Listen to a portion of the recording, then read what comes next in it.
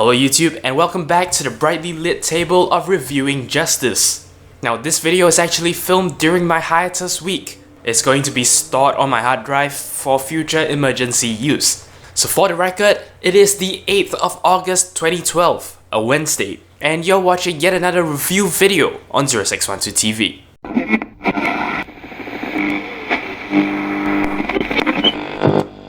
This is 0612 TV. Welcome aboard. So the product I have for you today is this. Well, it is a wireless mouse. So what you're looking at is a product by a company called Prolink. You can see it if I shade the hotspot from the light.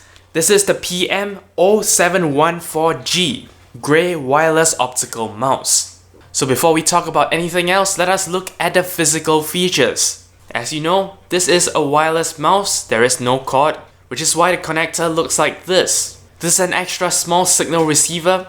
You plug this into the USB port on your PC, and that is how the mouse communicates with it.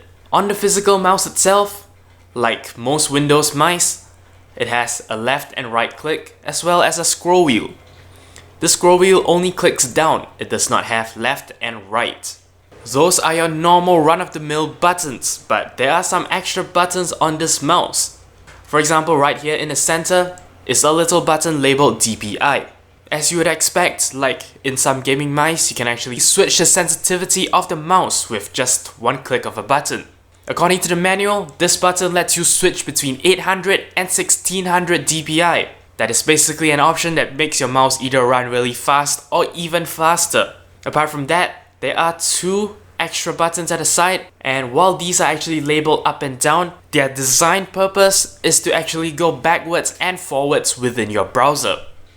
On the underside of the mouse, there isn't very much, just a little on-off switch, which will of course toggle the laser. Here's your typical optical mouse setup. There is a battery compartment over here. It takes two AAA batteries. That was actually something I did not expect, but we'll come to that later. If you can see over here, there is a little slot. It is for you to store the receiver. Now I'm not actually going to do it on camera because the last time I did it, it went in so deeply, I actually had to take a pair of tweezers to get it out. So yeah, just watch out for that. So onto the actual performance of the mouse itself. Honestly, I really don't have a lot of complaints about this mouse. It is a pretty cheap mouse, so well, if there are any quirks, you can't really complain. The scroll wheel feels really nice. Every click is pretty obvious. You can feel, a solid click. However, there are actually some times when you move it just one notch, but it sends two clicks to the computer. I noticed this in particular because I do use this mouse in gaming. Basically in Minecraft, scrolling this wheel lets you choose what item is selected.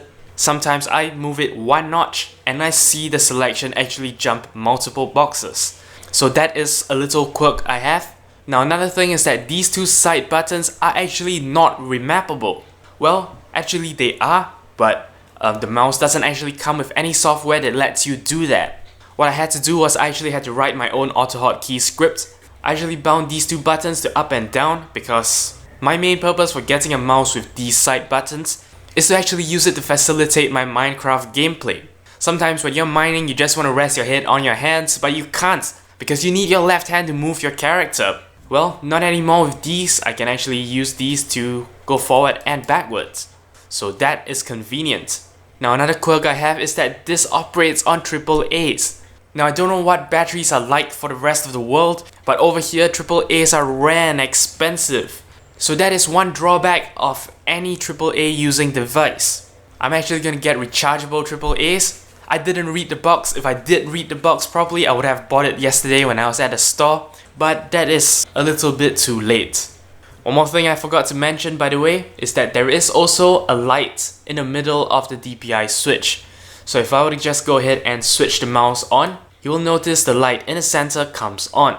This is also an indication if you have low battery, this light will flash repeatedly.